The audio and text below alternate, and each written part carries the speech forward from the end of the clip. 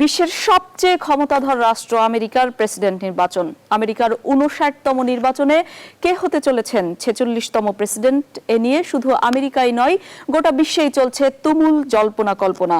নানা ধরনের বক্তব্য ও মন্তব্যের মাধ্যমে বছর জুড়েই সংবাদের শিরোনামে থাকা সেই ডোনাল্ড ট্রাম্পই কি আবার হাল ধরতে যাচ্ছেন আমেরিকার, নাকি হোয়াইট হাউসের ক্ষমতা ছিনিয়ে নিতে আসছেন জো বাইডেন? এই প্রশ্নের উত্তর জানতে অপেক্ষা আর মাত্র একদিন বা কিছু সময়। ট্রাম্প না বাইডেন, কে হচ্ছেন প্রেসিডেন্ট যুক্তরাষ্ট্রের নির্বাচন নিয়ে নিউজ 24 এর বিশেষ টক শো আয়োজনে আপনাদের সাথে আছি আমি লাকমিনা জেসমিন শোভা। আর আমার সাথে যুক্তরাষ্ট্র থেকে আলোচনায় যোগ দিয়েছেন বেশ কয়েকজন গুরুত্বপূর্ণ অতিথি। আমি তাদের পরিচয় করিয়ে দিতে চাই আপনাদের সবার সাথে। শুরুতেই আমাদের সাথে যুক্ত রয়েছেন যুক্তরাষ্ট্র থেকে সৈয়দ মোহাম্মদুল্লাহ, সিনিয়র সাংবাদিক। আমাদের সাথে রয়েছেন পার্থ ব্যানার্জি, আন্তর্জাতিক রাজনৈতিক সম্পর্ক বিশ্লেষক। আমাদের সাথে যুক্ত হয়েছেন শেখ আল মামুন, শিক্ষাবিদ ও রাজনীতি বিশ্লেষক। আয়েশা দেওয়ান আছেন আমাদের সাথে, রেজিস্টার্ড ডেমোক্র্যাট, একই সাথে তিনি রাজনীতি বিশ্লেষকও। এরপর রয়েছেন Rubaya Rahman, president New America women's forum. এবং আমাদের সাথে আরও যুক্ত রয়েছেন Mohammad Malek, CEO Standard Express. আপনাদের সবার সাথেই আপনাদের সবাইকে অনেক অনেক স্বাগত আমাদের ভার্চুয়াল স্টুডিওতে। আমরা আলোচনা শুরুর আগে একটু সর্বশেষ ইলেকশনের যে খবর আছে সেই খবরটি আমি একটু দেখে আসতে চাই। যুক্তরাষ্ট্রের ৫৯তম নির্বাচনের ভোট গ্রহণ প্রায় শেষ। স্থানীয় সময় মঙ্গলবার রাত ৯টা এবং বাংলাদেশ সময় সকাল ৮টায় ভোট গ্রহণ শেষ হবে। কিছু কিছু রাজ্যে ভোট গ্রহণ শেষ হয়েছে, সেখান থেকে ফলাফলও আসতে শুরু করেছে।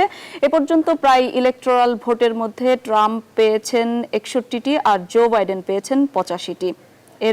এবার মোট ভোট অতীতের যে কোনো রেকর্ডকে ছাড়িয়ে যাবে বলে মনে করা হচ্ছে, কারণ ১০ কোটির বেশি মানুষ তাদের আগাম রায় দিয়েছেন। অতীতে কখনো ভোট প্রদানে মার্কিনীদের এত উৎসাহ দেখা যায়নি বলে বলছেন বিশেষজ্ঞরা।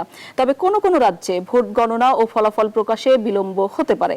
আগামী ৯ নভেম্বর পর্যন্ত ভোটের ফলাফল প্রকাশের দিন গড়াতে পারে, কারণ ডাকযোগে পাঠানো ভোটের ফলাফল প্রকাশে দেরি হতে পারে। তবে গণনায় বিলম্বের কারণে ভোট কারচুপির কোনো সম্ভাবনা দেখছেন না বিশেষজ্ঞরা। I voted for Biden this year. I usually consider myself more conservative, but I think this time around I've definitely had to take a step back and I voted for Trump.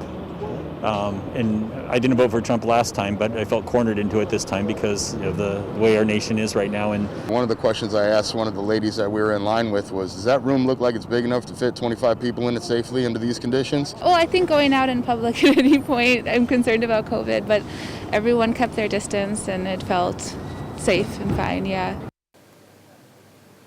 দেখছিলাম, আমি আলোচনায় ফিরে যেতে চাই। সৈয়দ মোহাম্মদুল্লাহ, আপনাকে দিয়ে শুরু করতে চাই। আমরা দেখছি যে এখনো পর্যন্ত যে কয়টি ফলাফল আমরা দেখলাম সেখানে এগিয়ে আছে বাইডেন। কি মনে হচ্ছে, কোন দিকে যাচ্ছে ফলাফল? আপনার কাছ থেকে একটু জানতে চাই আপনার মূল্যায়ন। এটা একেবারেই প্রাথমিক, এটা তাছাড়া এটা হচ্ছে প্রজেকশন। এটা মানে কয়েকটা স্টেটে অবশ্য বেশিরভাগ ভোট কাউন্ট হয়ে গেছে, কিন্তু অনেকগুলো যেটার ভিত্তিতে বলা হচ্ছে মানে পুরোপুরি ভোট কাউন্ট হয়নি, যে সমস্ত এটার কল করা হয়েছে তার ভিত্তিতে প্রজেক্ট করা হচ্ছে। ফলে এত তাড়াতাড়ি এটার ভিত্তিতে কিছু বলা যায় না। যদিও বাইডেন এগিয়ে আছেন, কিন্তু তারপরও মানে যে কোনো দিকে যেতে পারে, এখনো অনেক দেরি আছে। ফ্লোরিডা বিরাট স্টেট, সেটা সম্ভবত ট্রাম্প পেয়ে যাচ্ছেন। পেনসিলভেনিয়াটা খুব গুরুত্বপূর্ণ, সেটা এখনো আশা আছে বাইডেন পেতে পারেন। ফলে অন্যান্য ব্যাটল গ্রাউন্ড স্টেট বা সুইং স্টেট যেগুলোকে বলে, যেগুলার কখনো কোনো বছর এদিকে যায়, কোনো বছর ওদিকে যায়, সেই জন্য সুইং স্টেট বলে। তো এগুলোর অনেকগুলোর রেজাল্ট এখনো আসেনি। ফলে এখন একেবারেই প্রাথমিক অবস্থা। আর অন্তত পক্ষে মিডনাইট পর্যন্ত, নিউ ইয়র্কের এখন থেকে 3 ঘন্টা পর পর্যন্ত, মিডনাইট পর্যন্ত মোটামুটি একটা নির্ভরযোগ্য আভাস পাওয়া যাবে। কিন্তু আপনার কাছে শেষ সময়ে এসে মোহাম্মদুল্লাহ, আপনার কাছে শেষ সময়ে এসে কোন বিষয়গুলো বড় ফ্যাক্টর মনে হচ্ছে? ফ্যাক্টর তো ওই যা হচ্ছে ভোটের জন্য প্যান্ডেমিকের ব্যাপার, প্যান্ডেমিক হ্যান্ডেল করতে প্রেসিডেন্ট ট্রাম্পের ব্যর্থতা, তিনি এটাকে অগ্রাহ্য করেছেন, উপেক্ষা করেছেন। জনগণের স্বাস্থ্য তার মানে কনসার্নের মধ্যে ছিল না। তিনি অর্থনীতির ব্যাপারে বড় লোকদেরকে এর আগে $1 ট্রিলিয়ন বেশি ট্যাক্স রেয়াত দিয়েছেন।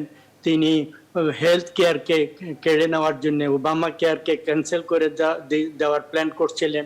সেটা উনি আবার যদি পুনর্নির্বাচিত হন, সেটা একটা আশঙ্কা ভোটারদের। তাহলে মিলিয়ন মিলিয়ন লোক মানে হেলথ কেয়ার থেকে বঞ্চিত হয়ে যাবেন, সেটা একটা আশঙ্কা। এবং সেটা আরো একটা এডিশনাল আশঙ্কা হয়েছে এই কারণে, এইবার এই প্যান্ডেমিকের কারণে লোক আরো বেশি আতঙ্কিত। যদি হেলথ কেয়ার না থাকে তারা প্রপার চিকিৎসাও পাবে না। এরপরে হচ্ছে ইমিগ্রেশনের ব্যাপারে তার অত্যন্ত কঠোর এবং অনেকটা নিষ্ঠুর নীতি।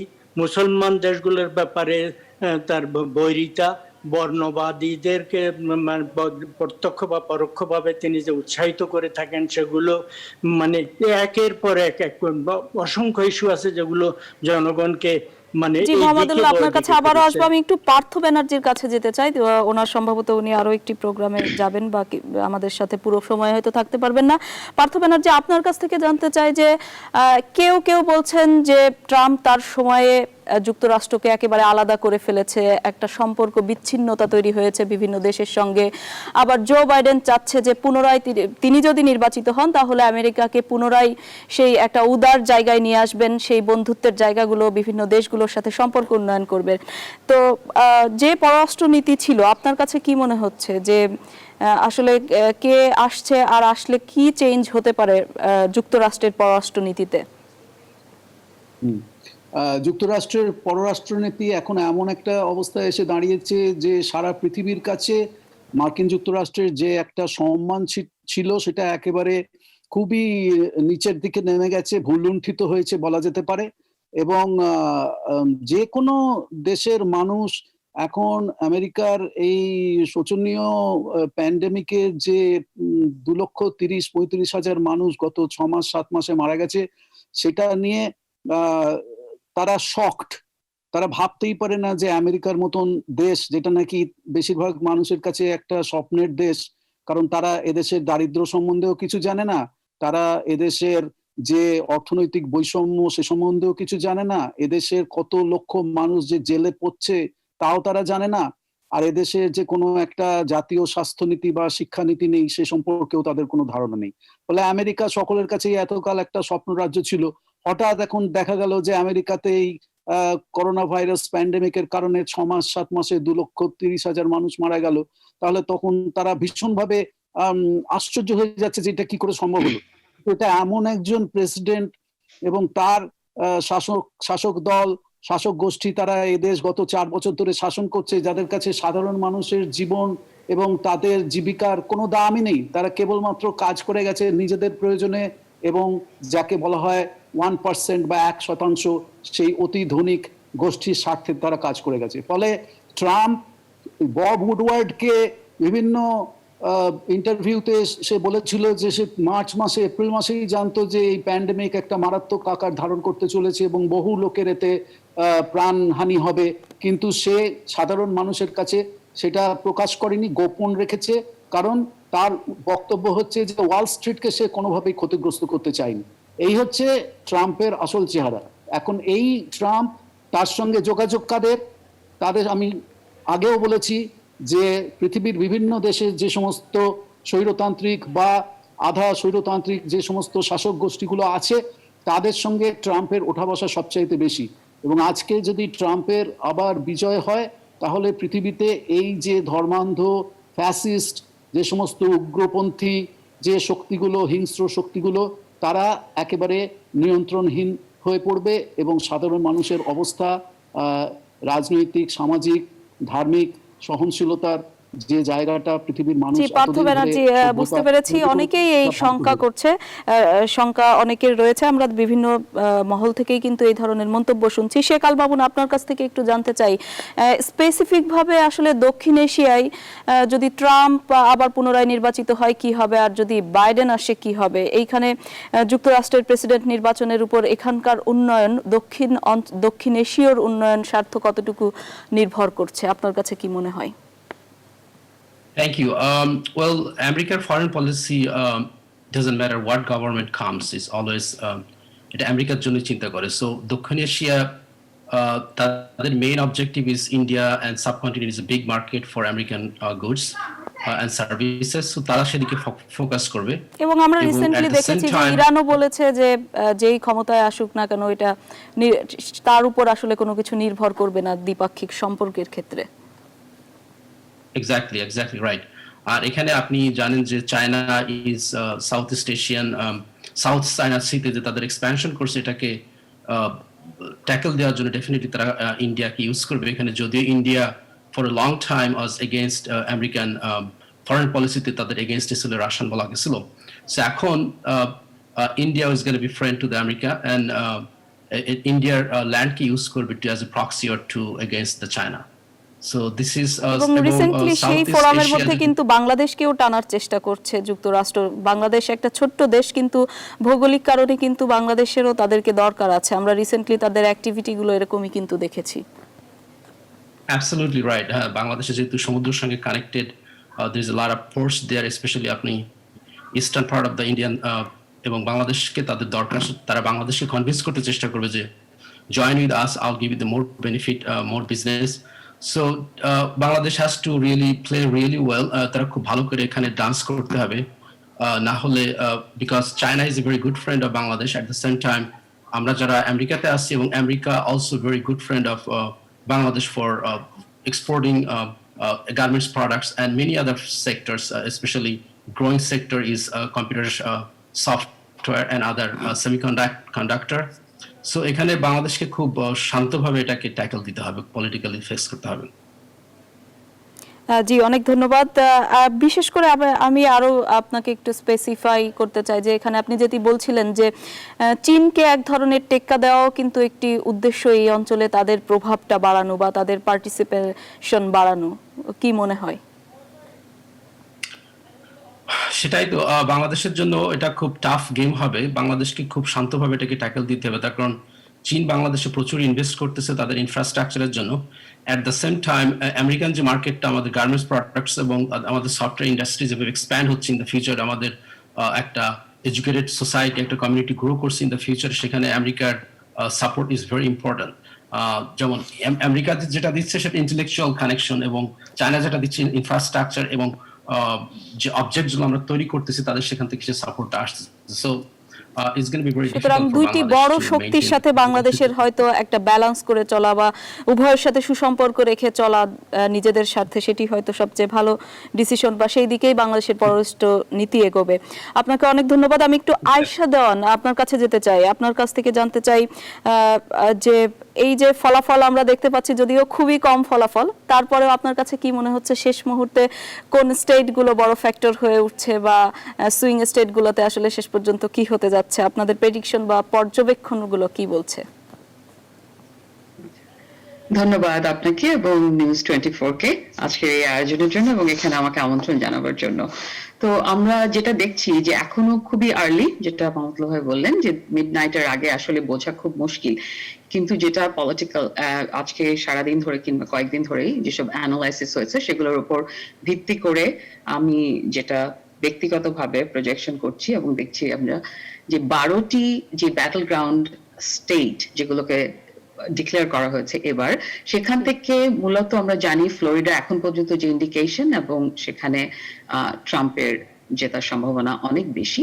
কিন্তু আমাদের অ্যানালাইসিসে দেখাচ্ছে যে নর্থ ক্যারোলাইনা, ফ্লোরিডা এবং ওহাইও, এই তিনটেকে বাকি যে ব্যাটল গ্রাউন্ড স্টেটগুলো আছে, যদি আমরা উইসকনসিন, নিউ হ্যাম্পশায়ার, মিনেসোটা, অনেকগুলো পেনসিলভেনিয়াকে এবার কি ফ্যাক্টর হিসেবে দেখানো হচ্ছে, কিন্তু পেনসিলভেনিয়া বাদ দিয়েও যদি এই তিনটার উপরই আমরা ফোকাস করতে চাই, সেখান থেকে ট্রাম্পকে কিন্তু তিনটেকেই জেতার দরকার যদি he wants to be a president ইলেকশনের জন্য। আর বাইডেনের সিচুয়েশনে যদি ওহাইও উনি জিতে যান, তাহলে সেখানে বাকি যদি ফ্লোরিডা এবং নর্থ ক্যারোলাইনা চলেও যায়, কিন্তু উইসকনসিন কিংবা মিনেসোটা, জর্জিয়া, অ্যারিজোনা, এখান থেকে যদি আসে মেজরিটি স্টেট গুলো, যেটা কিছু প্রজেক্ট করা হচ্ছে এখন যেভাবে দেখা যাচ্ছে, মানে এই তিনটের মধ্যেই ঘুরে ফিরে কিন্তু কি ফ্যাক্টরে যদি ওহাইও একটা, যে কোনো একটা বাইডেন পেয়ে গেলে হয়ে যাচ্ছে। তো তিনটের মধ্যে আমরা এখন পর্যন্ত যা দেখছি, Ohio is a good positive indication. আর এই মাত্র কিছুক্ষণ আগের আপডেটে দেখা যাচ্ছে যে জো বাইডেনের 119 ইলেকট্রাল আর ডোনাল্ড ট্রাম্পের জন্য 92 আছে।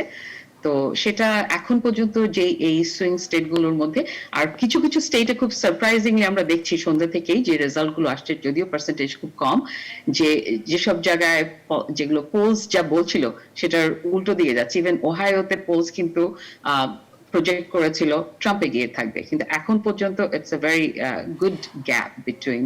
রুবাইয়া রহমান, আপনার কাছে কি মনে হচ্ছে আসলে কি ফলাফল বিলম্বিত হচ্ছে কিনা, মানে শেষ পর্যন্ত কি মনে হয় এনভায়রনমেন্ট দেখে?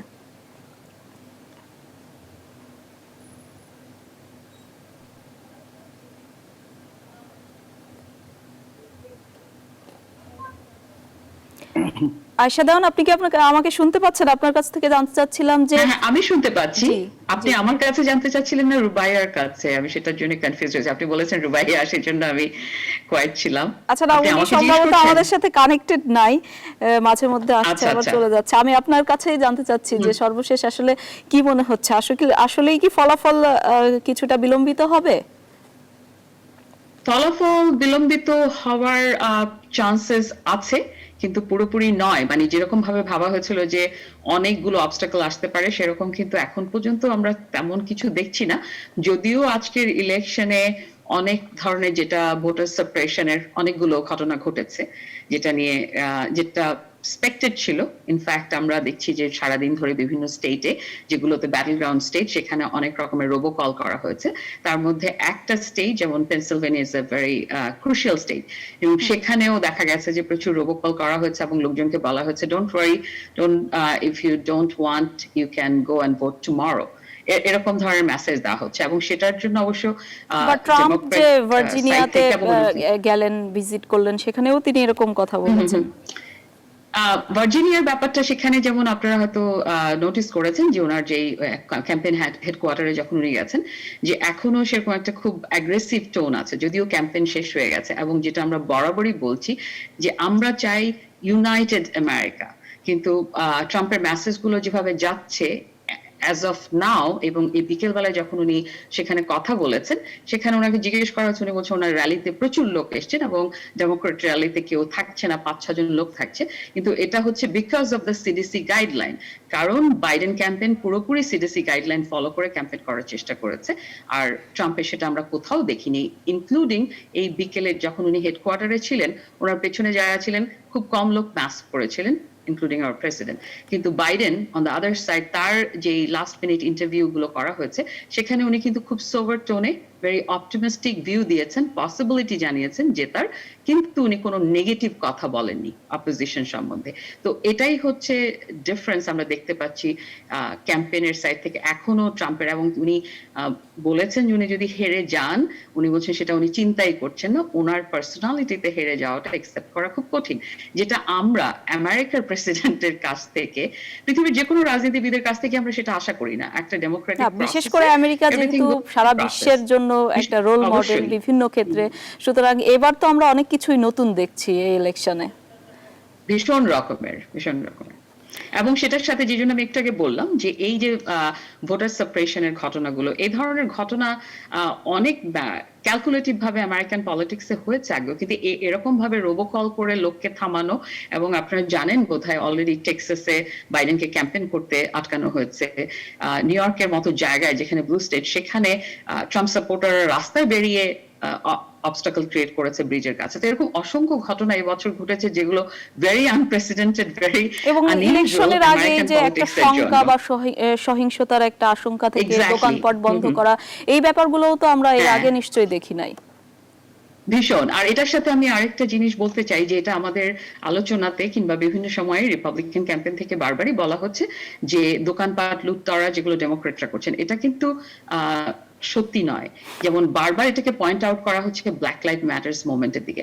ব্ল্যাক লাইভ ম্যাটার্স এর মুভমেন্টটা কিন্তু এই সমসাময়িক ঘটনা নয়, এটা হিস্টোরিক্যাল, আমেরিকার রুটের সাথে ইটস কানেক্টেড, রুটের সাথে কানেক্টেড। এবং এটা আমরা যে কোনো আন্দোলনে, যে কোনো কঠিন সময় দেখি যে লুটতরাজ হচ্ছে, কিন্তু সেটাতে কোনো পলিটিক্যাল পার্টির প্ল্যাটফর্ম থেকে সেটা করা হচ্ছে না। ইভেন ব্ল্যাক লাইভস ম্যাটার্স মুভমেন্টের যেই মূল এজেন্ডা, সেখান থেকেও এটা কিন্তু এনকারেজ করা হচ্ছে না কিংবা করা হচ্ছে না। কিন্তু রিপাবলিকান প্ল্যাটফর্ম থেকে এটাকে এত বেশি হাইলাইট করা হচ্ছে যেন this is the characteristics of American politics, which is very sad. এটাই আমরা চাই না দেখতে।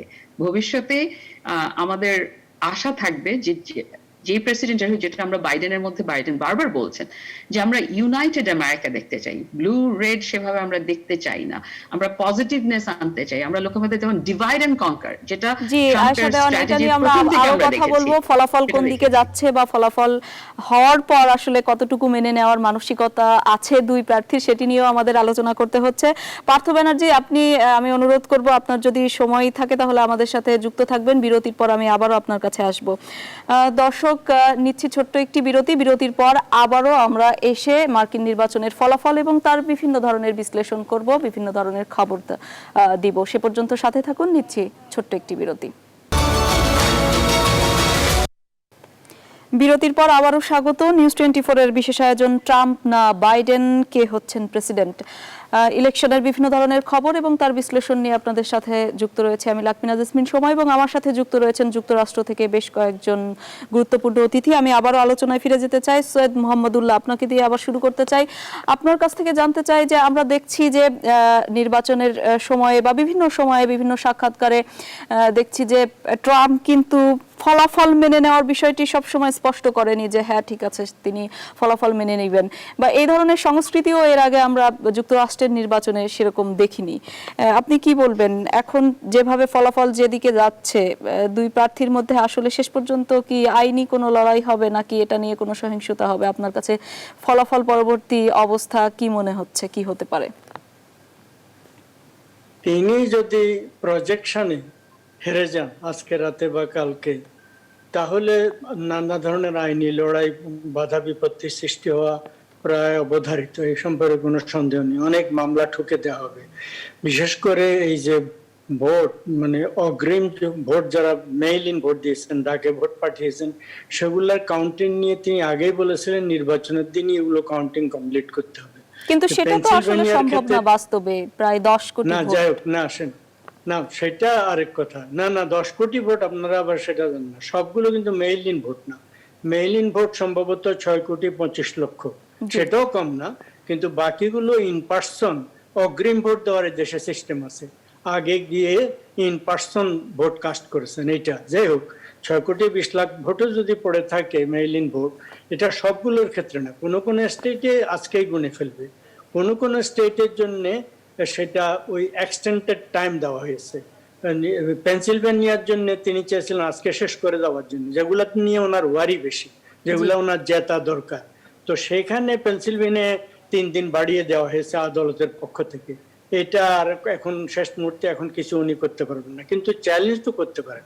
তবে আজকে উনি যখন ওনার পার্টি হেডকোয়ার্টারে গেছেন ভার্জিনিয়াতে, উনি যদিও বলেছেন যে বা পরাজয় তো আর মেনে নেওয়া যায় না, এই ধরনের কথা বলেছেন, কিন্তু তারপরও আজকে একটু মিউটেড মনে হয়েছে ওনাকে। সেটা হয়তো এই কয়েকদিন বক্তৃতাবাজি করে গলা ধরে গেছে, ফিজিক্যালি টায়ার্ড হতে পারেন, এটা একটা, অথবা অন্তত আজকে উনি নিজেকে কিছুটা সোবার দেখাতে চেয়েছেন। সোবার মানে ওনার কনটেক্সটে যতটা উনি সোবার হতে পারেন এই, কিন্তু মামলা হবে, বাধা বিপত্তি হবে নানা ধরনের, সেই সম্পর্কে একেবারে কোনোরকম মানে আমরা কোনোরকম মানে দ্বন্দ্বে থাকা উচিত না, দ্বিধায় থাকা উচিত না। মামলা করা হবেই, বাধা সৃষ্টি করা হবে, বিলম্বিত করার চেষ্টা হবে। এমনিতে আপনার কাছ থেকে জাস্ট একটু জানা আমাদের দর্শকদের জন্য যে আইনি লড়াইটা আসলে কিভাবে হয়, প্রক্রিয়াটা কিভাবে হতে পারে যদি কেউ চ্যালেঞ্জ করে, পরবর্তী স্টেপটা কি হয়? এখানে যে ভোটগুলো হয়েছে এগুলা ঠিক মতো কাউন্ট হয়নি। এখানে যে ভোটগুলো দিয়েছে এগুলা ফ্রড ভোট। এখানে যারা ভোট দিয়েছে তাদের অনেকে ইলিগাল ইমিগ্রেন্ট।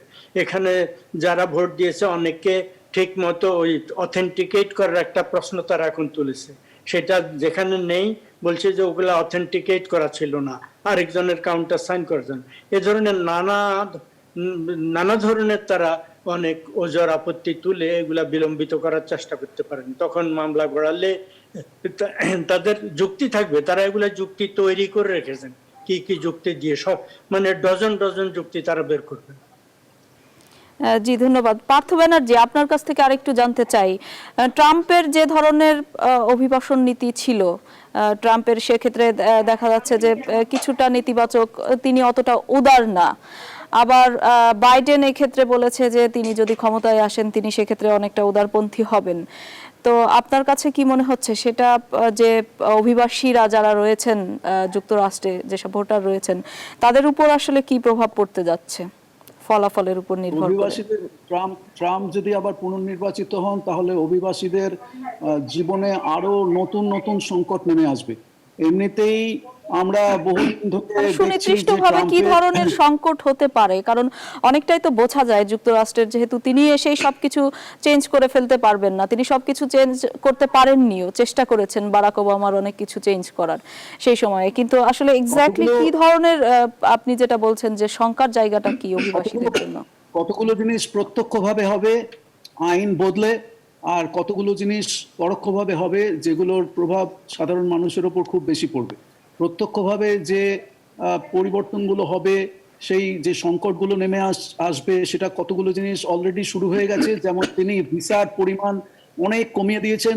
আজকে বিভিন্ন দেশ থেকে আমেরিকাতে যে সমস্ত মানুষ রুটি রুজির কারণে নিজেদের দেশ ছেড়ে আমেরিকায় চলে আসতে বাধ্য হয়েছেন, তারা আমেরিকাতে আসার রাস্তা তাদের আরো বন্ধ হয়ে যাবে। এটা হচ্ছে একটা প্রধান যে সংকটটা নেমে আসবে। তারপরে যারা আপনার অ্যাসাইলাম সিকার যাদেরকে বলা হয়, যে বিভিন্ন দেশ বা থেকে অলরেডি যারা অ্যাসাইলাম নিয়েছেন তাদের জন্যও তো একটা সংকট তৈরি হতে পারে। অ্যাসাইলাম যারা নিয়েছেন তাদের বৈধ নাগরিকত্ব পাওয়ার প্রায় অসম্ভব হয়ে দাঁড়াবে, এবং যারা বিভিন্ন কারণে এদেশে শরণার্থী হয়ে আছেন তাদেরকে এদেশ থেকে ডিপোর্ট করে দেওয়া, তাড়িয়ে দেওয়ার কাজ আরো অনেক বেশি ত্বরান্বিত হবে। এছাড়া আমরা দেখেছি যে মেক্সিকো থেকে, বা ধরুন যারা বহু আনডকুমেন্টেড কাগজবিহীন ইমিগ্রেন্ট এদেশে লক্ষ লক্ষ আছেন, যারা বহুকাল ধরে দেশে আছেন, তার মধ্যে বাংলাদেশি ইমিগ্রেন্টের সংখ্যা অনেক বেশি। তারা অনেকে আমি ব্যক্তিগতভাবে চিনি, একজন ইমিগ্রেন্ট রাইটস অ্যাক্টিভিস্ট হিসেবে কাজ করার সময় আমি দেখেছি তারা বহু বছর ধরে তারা পেপার ফাইল করে বসে আছেন, তাদের প্রসেস হচ্ছে না। তারা এদেশে রয়েছেন, তাদের ছেলেমেয়েরা বড় হয়ে গেছে, তাদের অনেকে এদেশে জন্মেছে বা এদেশে ছোটবেলা থেকে আছে, বাবা মা এখনো পেপার হচ্ছে না, ফলে তারা একটা অসহায় অবস্থার মধ্যে তারপরে তার মানে কি একটু বলা যায় যে এবার যেহেতু ভোটার প্রায় 10% হচ্ছে অভিবাসী বা বিদেশি বংশোদ্ভূত মার্কিন, তাহলে কি তাদের ভোট পাচ্ছে না ট্রাম্প? এরকমটা প্রেডিকশন কি করা যায়? তাদের ভোট তো ট্রাম্পের বিরুদ্ধে যাওয়ারই কথা ছিল, কিন্তু তাদের মধ্যে অনেকেই দেখা যাচ্ছে তারা ট্রাম্পকে ভোট দিচ্ছেন কোনো এক দুর্বোধ্য কারণে, যা আমার মাথায় আসে না। সেই কারণটি কি হতে পারে?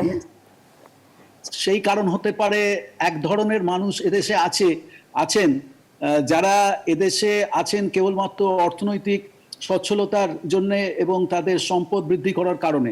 ট্রাম্প তাদের পক্ষে কাজ করছেন, সুতরাং সেই ধরনের মানুষ যারা আছেন তারা ট্রাম্পকে খুব পছন্দ করেন, কারণ তাদের এদেশে ধন এবং সম্পদ যারা বৃদ্ধির কারণে এদেশে আছেন, তাদের সমাজের একটা ক্লাস থেকে আরেকটা ক্লাসে ওঠার ব্যাপারে যে ধরনের এখানে ব্যবসা বাণিজ্য বা যে ধরনের সমস্ত রুটি রুজির কাজ তারা করেন, সেই কাজগুলো করতে যে ধরনের পলিসিগুলো দরকার হয়, সেখানে হিউম্যান রাইটস বা সেখানে ইকুয়ালিটি, এই সমস্ত ব্যাপারগুলো সম্পূর্ণ গৌণ। অর্থাৎ যে মানুষরা তারা আমেরিকান ড্রিম বলতে যেটা একসময় ছিল, যেখানে বলা হতো যে আমেরিকাতে তুমি যদি গরিব হয়ে জন্মাও তাহলেও তোমাকে গরিব হয়ে মরতে হবে না, তুমি এক জীবনেই তুমি একটা ক্লাস থেকে একটা শ্রেণী থেকে আরেকটা শ্রেণীতে উন্নীত হতে পারো, কিন্তু সেটা আর নেই। কেবলমাত্র সেটা রয়েছে সমাজের উচ্চবিত্ত মানুষদের জন্য।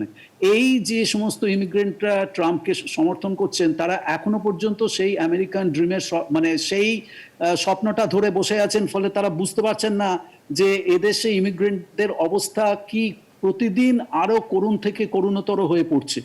এবং যারা তাদের মধ্যে হতভাগ্য যে সমস্ত লক্ষ লক্ষ মানুষ আছেন, যাদের ছেলেমেয়েরা এদেশে বড় হচ্ছে, যাদের কাগজপত্র নেই, যাদের বর্ডারে, মেক্সিকোর বর্ডারে বাবা মার থেকে ছেলে মেয়েদেরকে আলাদা করে নিয়ে বাবা মাকে ডিপোর্ট করে তাড়িয়ে দিয়ে আর বাচ্চা ছেলে মেয়েদেরকে খাঁচায় বন্দি করে রাখা হয়েছে, তাদের কথা ভাববারও তাদের কোনো সময় নেই। সুতরাং যে তার মানে দেখা একটা যাচ্ছে এবং কিন্তু আমরা দেখতে পাচ্ছি যে বড় একটা সামাজিক এবং অর্থনৈতিক শ্রেণী বৈষম্য সৃষ্টি হচ্ছে।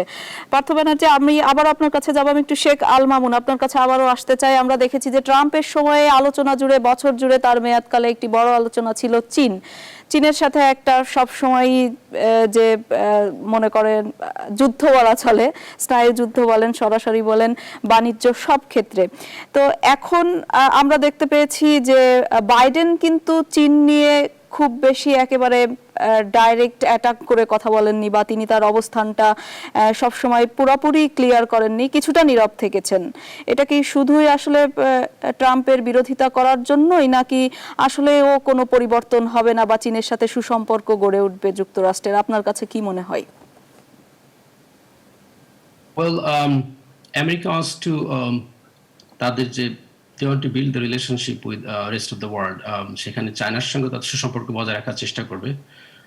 China is a growing economy এবং তাদের সঙ্গে কম্পিটিটিভনেসটা আমাদেরকে টেকনোলজিক্যালি মেনটেন করতে হবে। তাদের সঙ্গে ট্যারিফের উপরে অনেক কথা আছে, সেগুলো টেকনোলজি মানে অনেক নেগোসিয়েশনের মাধ্যমে তার সঙ্গে সেটাকে ফিগার আউট করতে হবে। আসলে ফাইট করলে আসলে আমেরিকারই ক্ষতি হবে। America is gonna lose more than China. Therefore, China has a huge market in Africa, in Asia, other part.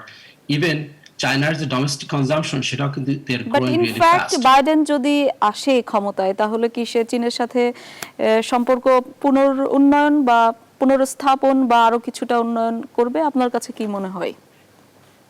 Well, এটা আগের মতো নিশ্চয় হবে না, but it's going to be different than Trump government. Trump government went to fight with the আসলে আমেরিকার এই মুহূর্তে যেহেতু ইকোনমিক এখন we are going through the recession, Biden government is not willing to fight with anybody at this moment.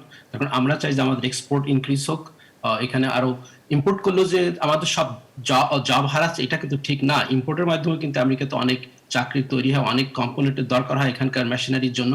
So সবসময় কিন্তু the war is not a good solution. So Democratic Party এবং Biden government feel করতেছে যে they want to negotiate, they want to sit and talk and figure it out how could both party could be benefited out of the negotiation.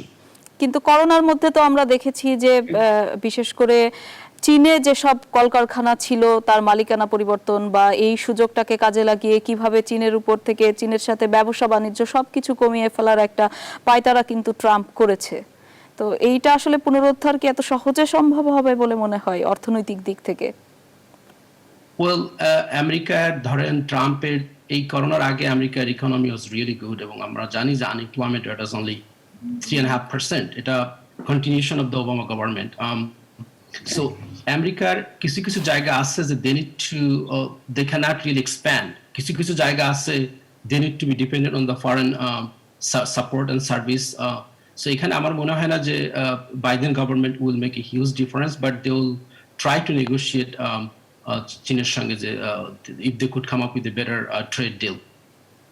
একটা কথা আমি এই প্রসঙ্গে বলতে চাই, if I can get like 30 seconds of your time, সেটা হচ্ছে যেটা শেখ আল মামুন বললেন ভাই, খুব সত্যি কথা বলেছেন। তার সঙ্গে আমি আরেকটা কথা যুক্ত করতে চাই যে আজকের বিশ্বায়িত অর্থনীতিতে এরকম ভাবে পৃথিবীর গ্লোবালাইজড মার্কেট থেকে কোনো দেশ, আমেরিকার মতো একটা দেশ, নিজেকে সম্পূর্ণভাবে উইথড্র করে নিয়ে অর্থনৈতিকভাবে বাঁচতে পারে না। এটা হচ্ছে একটা পপুলিস্ট রাজনীতি। এটা মানুষকে ভুল বোঝানো হচ্ছে যে আমরা অন্য কোনো দেশের সঙ্গে সম্পর্ক রাখতে চাই না, আমরা America, make America great again, এবং আমরা আমেরিকার ওপরে নিজেরাই আমরা নিজেদের জিনিস সবকিছু তৈরি করব। কিন্তু আজকে বিশ্বায়িত অর্থনীতিতে এরকম কখনো করা যায় না। এটা হচ্ছে একটা সম্পূর্ণ, তার মানে ইনফ্যাক্ট ট্রাম্পও যদি ক্ষমতায় আসে তারপরেও এটা পুনরুদ্ধারে কাজ করতে হবে, তাকে এটা একটা চ্যালেঞ্জ হিসেবে নিতে হবে। সে কোনোদিনও আমেরিকা কোনোদিনও সারা পৃথিবীর বিশ্বায়িত অর্থনীতির বাইরে চলে এসে নিজেদেরকে উইথড্র করে নিয়ে আইসোলেশনিস্ট অর্থনীতি নিয়ে আমেরিকা বাঁচতেই পারবে না। জি, এটা আমি একটু অ্যাড করতে চাই সেটার সাথে, যদি অনুমতি থাকে। এই টপিকটা ভীষণই সেনসিটিভ একটি টপিক। এবারে নির্বাচনের জন্য আমরা দেখছি যে শুধু চায়নার সাথে নয়, আপনারা জানেন হয়তো যে নাফটা, যেটা নর্থ আমেরিকার যে ট্রেড ট্রিটি, সেখানেও তারা ফিরে এসেছে প্রথম থেকে।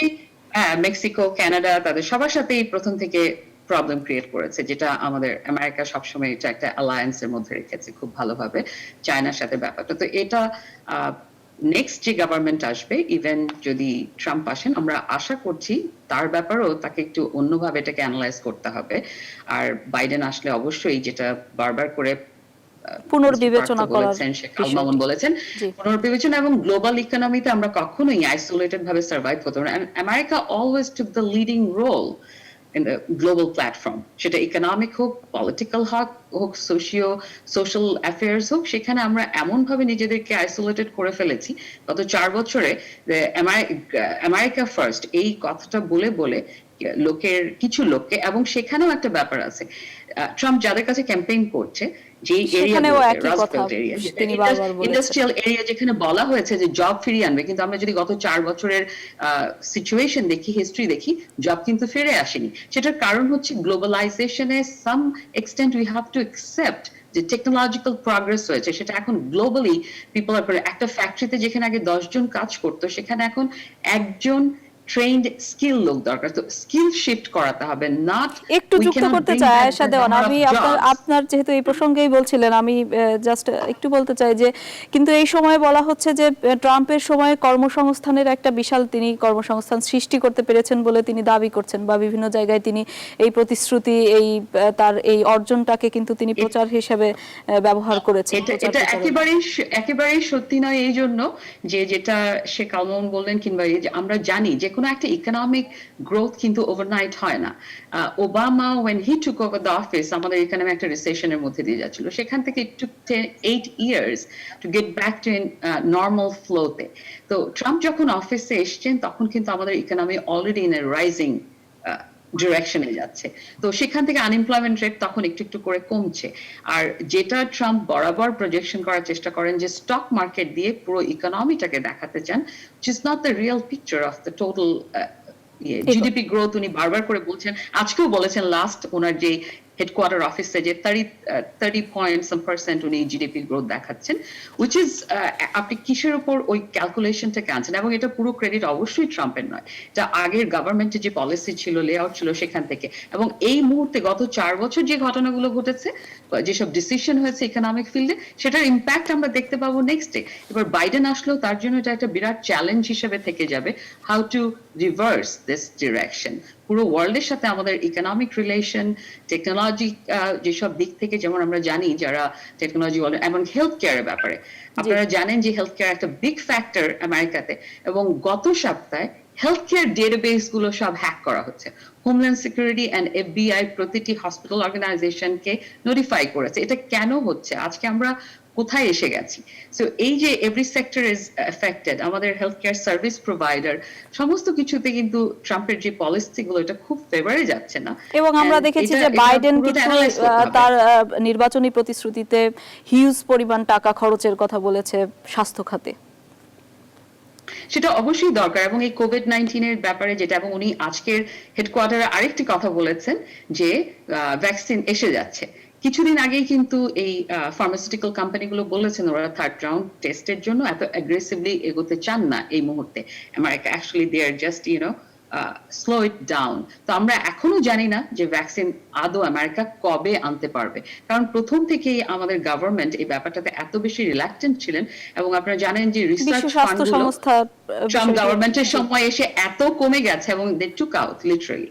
তারপরে যেমন টেকনোলজি খাতে একই প্রবলেম, যে বিদেশ থেকে যে রিসার্চ যারা পড়াশোনা করতে এসছে, এবং যে নিউক্লিয়ার টেকনোলজি এবং রেডিও অ্যাক্টিভিটি স্পেশালাইজেশন এরিয়াতে বহু দেশ থেকে স্পেসিফিক ভাবে সায়েন্টিস্ট এখানে আসতেন রিসার্চ করতে, পোস্ট ডক্টরেটের জন্য, এবং they all stayed here. It's a brain drain, যেটা আমেরিকা করেছে আগে, এবং ট্রাম্প এসে সেটা খুব স্ট্র্যাটেজিক্যালি বন্ধ করে দিয়েছে সেসব কান্ট্রিকে। Iran is one of them, যেখান থেকে ভিসা দেওয়া ব্যান করে দেওয়া হচ্ছে স্টুডেন্টদেরকে।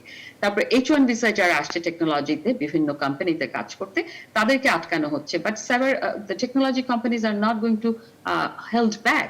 They'll figure out a way বাইরে কাজ করতে, এবং সেটার অ্যাডভান্টেজ চায়না নিচ্ছে, ইন্ডিয়া নিচ্ছে, অন্যান্য কান্ট্রি নেবে। এন্ড এই যে সিচুয়েশন গুলো পুরোপুরি এই 4 বছর ধরে যেভাবে পুল ব্যাক করা হয়েছে প্রত্যেকটা সেক্টরে ইকোনমিক প্রগ্রেসের জন্য, সেটাকে যেই থাকবেন নেক্সট 4 বছর, তার মানে বিশেষ করে বাইডেন যদি সত্যি আসেন আবার প্রেসিডেন্ট হয়ে, তাহলে তার জন্য বড় একটা চ্যালেঞ্জের জায়গা হচ্ছে এইগুলো। আপনার কাছে কি মনে হয়? আচ্ছা, আমি এক সেকেন্ড, এই চায়নার সাথে সম্পর্কের আরেকটা ডাইমেনশন আছে কিন্তু। ওভারনাইট সাডেনলি মাত্র লেস দেন 2 ডেকেডস চায়না এখন ওয়ার্ল্ডের সেকেন্ড মোস্ট পাওয়ারফুল ইকোনমি হয়ে দাঁড়িয়েছে, সেকেন্ড লার্জেস্ট ইকোনমি, এবং হিউজ একটা মিলিটারি মাইট তারা গ্রো করছে, টেকনোলজিক্যাল মাইট গ্রো করছে, এবং ট্রেডিশনাল অ্যালাইজ অ্যান্ড ফ্রেন্ডস যাদের আমেরিকা যারা আছে ওই রিজিয়নে, Japan, South Korea and other countries, they are also quite large economies, powerful countries. সে সমস্ত কান্ট্রির সাথে আবার চায়নার সম্পর্ক খুব খারাপ, ডিটোরিয়েটিং। সাউথ চায়না সির বিভিন্ন এলাকার পজিশন নিয়ে, সার্বভৌমত্ব নিয়ে অনেক ঝগড়াঝাটি, এই সমস্ত কারণও এটার সাথে ইনভলভ আছে। As a matter of fact Obama আমলের শেষের দিকে যুক্তরাষ্ট্রের একটা নৌবহরকে ওই দিকে অস্ট্রেলিয়া একটা বেস করে দেওয়া হয়েছে, কিছু সোলজার রাখা হয়েছে, এবং ওইদিকে একটা ট্রান্সফার করা হয়েছে। ফলে এটা মানে ওভারনাইট ইনি করেছেন, ইনি একবারে ঝগড়াঝাটি বাহ্যিকভাবে অনেক মানে গোয়ার্তুমির কথাবার্তা বলেছেন, কিন্তু স্ট্র্যাটেজিক্যালি আমেরিকার ইন্টারেস্টে আমেরিকা এটা দেখছে। আরো একটা দিক আছে, এটা উনি ভারতের সাথে সম্পর্ক, ভারত কখনো আমেরিকার জন্য চ্যালেঞ্জ হবে না চায়নার মতো, এটা ওনারা ধরে নিয়েছেন, স্পেশালি উনি। ফলে ভারতের সাথে সম্পর্ক দুই কারণে উনি জোরদার করতে চাচ্ছেন। একটা হচ্ছে ওনার এবং মোদির অ্যান্টি মুসলিম হেট, এটা একটা কমনালিটি, আর একটা, এবং দুইজনই মানে আধিপত্যবাদী, ইনি শ্বেতাঙ্গ, উনি হিন্দুত্ববাদী, এই দুইটা কমনালিটিও আছে। আর তার সাথে হয়েছে চীনকে মানে কন্টেইন করার জন্য ভারতে কিছু ইন্ডাস্ট্রি যদি ইনভেস্টমেন্ট যদি ট্রান্সফার করা যায় সেটা, এবং সেই কারণে বাংলাদেশের কিন্তু এটা তো সত্য যে ভারত এখন দক্ষিণ এশিয়ার মধ্যে একটা বড় ফ্যাক্টর, শুধু তাই না, তাদের ইকোনমিও কিন্তু অনেক বেশি। সবসময় জি, সবসময় দক্ষিণ এশিয়ার সবচেয়ে বড় পাওয়ারফুল, কিন্তু কথা হচ্ছে ভারতের স্বার্থে এবং যুক্তরাষ্ট্রের স্বার্থে এখন আবার বাংলাদেশকে বা যুক্তরাষ্ট্রের বলয় এবং যাতে চীনের সাথে সম্পর্ক বেশি ঘনিষ্ঠ না করে, সেই জন্য যুক্তরাষ্ট্র চাপ দেওয়া শুরু করেছে বাংলাদেশের প্রতি। তাদের defence secretary out of the blue suddenly আমাদের প্রধানমন্ত্রীকে ফোন করেন, সাডেনলি তাদের মানে একজনের পর একজন প্রতিনিধি মন্ত্রী বাংলাদেশ সফরে চলে যাচ্ছেন। আসল পারপাস হচ্ছে বাংলাদেশে নৌ সীমান্তে মানে আমাদের সাগর এলাকায় তাদের কিছু মানে অলিখিত ঘাঁটি, কিছু ইনফরমাল ঘাঁটির ব্যবস্থা করা, এবং ভারত বাংলাদেশ এগুলাকে মিলে একটা চীন বিরোধী একটা আঁতাত গড়ে তোলা, এবং সেটা জন্য বাংলাদেশকে অনেক লোক দেখানো হচ্ছে। তো এখানে অনেক পলিটিক্স আছে, চীনের সাথে কেবলমাত্র উনি পাগলামির কারণে কিন্তু এটা কি আসলে এর পেছনে একটা বড় অর্থনৈতিক স্বার্থ নিশ্চয়ই কাজ করে, সেটা তো বাংলাদেশের উন্নয়নের জন্য দরকার আছে। না, আমাদের বাংলাদেশের উন্নয়নের জন্য অবশ্যই দরকার, আমি একটু আপনাদের কথার মধ্যে বলছি, কিন্তু বাংলাদেশের উন্নয়নটা কাদের হচ্ছে আসলে বেশি সেটা দেখতে হবে। বাংলাদেশ বলুন বা ভারত বলুন, এই সমস্ত দেশগুলোতে একটা নতুন ধরনের কৃতদাস প্রথা যেন চালানো হচ্ছে, এবং সেখানে মানে ভারত থেকে বাংলাদেশ থেকে মানে আজকে আমেরিকাতে যে সমস্ত মানুষ চলে এসছে, আপনি তাদের কথাও যদি ভাবেন, আর সেখানে যে সমস্ত আজকে বাংলাদেশের গার্মেন্ট ফ্যাক্টরিতে যারা কাজ করছে বা ভারতের বিভিন্ন জায়গাতে এই আমেরিকান কর্পোরেশনগুলোতে যারা কাজ করছে, তাদের সঙ্গে তাদের মালিকদের যে অর্থনৈতিক বৈষম্য, সেটা একেবারে আকাশ ছোঁয়া, এবং সেটা এই ট্রাম্পের 4 বছরে আরো বেশি আকাশ ছোঁয়া হয়ে গেছে। একদিকে এইটা হচ্ছে, আর আরেক দিকে এই বিদেশি বিশেষ করে আমেরিকান কর্পোরেশনগুলো, ভারত বলুন, আমেরিকার মধ্যে তো বটেই, ভারত বলুন, বাংলাদেশ বলুন, সারা পৃথিবী জুড়ে একটা পরিবেশকে, জলবায়ুকে সম্পূর্ণরূপে ধ্বংস করে দিচ্ছে। জি, অনেক ধন্যবাদ। আমি একটু সর্বশেষ শেখ আল মামুন আপনার কাছে যেতে চাই। আমরা চীন নিয়ে অনেক কথা বলছি, এক্স্যাক্টলি আসলে ট্রাম্প আসুক বা বাইডেন আসুক, বাংলাদেশের আসলে কে ক্ষমতায় আসলে বাংলাদেশের স্বার্থ বা বলেন বাংলাদেশের অর্থনৈতিক, আপনার অভিজ্ঞতা থেকে, আপনার পর্যবেক্ষণ থেকে কি বলে যে বাংলাদেশের উন্নয়ন আসলে কিভাবে হতে পারে, বা বাংলাদেশের দু দেশের মধ্যে সম্পর্ক উন্নয়নের ক্ষেত্রে কে আমাদের জন্য ভালো বার্তা বয়ে আনবে বলে আপনার কাছে মনে হয়? খুব সংক্ষেপে যদি একটু বলেন। Sure. Definitely, Biden government will bring more prosperity, more jobs, more investment. বাংলাদেশের জন্য যেটা এই মুহূর্তে দরকার, Bangladesh needs to export hugely. Not only exporting, ধরেন আমরা বিদেশি এখানে বাংলাদেশি আমেরিকান যেখানে আসি, we send some remittance, but most importantly, Bangladesh domestically how people could get the job, সেখানে কি করে ইনভেস্টমেন্ট ইনক্রিজ করা যায়, that would be the most important thing. এবং সেটার জন্য আমার মনে হয় Biden government would be much better. অসংখ্য ধন্যবাদ আপনাদের সবাইকে, অসংখ্য ধন্যবাদ আমাদের আলোচনায় যুক্ত হওয়ার জন্য।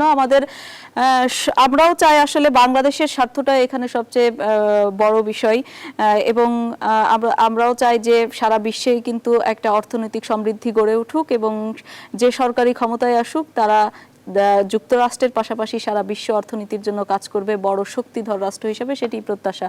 আপনাদের সাথে আবারও নিশ্চয়ই আবার কথা হবে, যুক্ত হবেন আশা করি।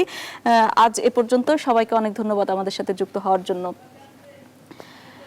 ঘুম থেকে উঠে মার্কিনীরা সম্ভবত 3 ধরনের শিরোনাম দেখতে পারে, আর তা হলো জো বাইডেনের সহজ জয়, ট্রাম্পের অবাক করা জয়, অথবা জো বাইডেনের বিপুল ভোটের ব্যবধানে বিজয়। আসলে কি ঘটবে জানতে হলে আমাদের আরো খানিকটা অপেক্ষা করতে হবে। নিউজ 24 এর পরবর্তী আয়োজন দেখার আমন্ত্রণ জানিয়ে এখনকার মতো বিদায় নিচ্ছি। আমি লাকমিনা জাসমিন শোভা।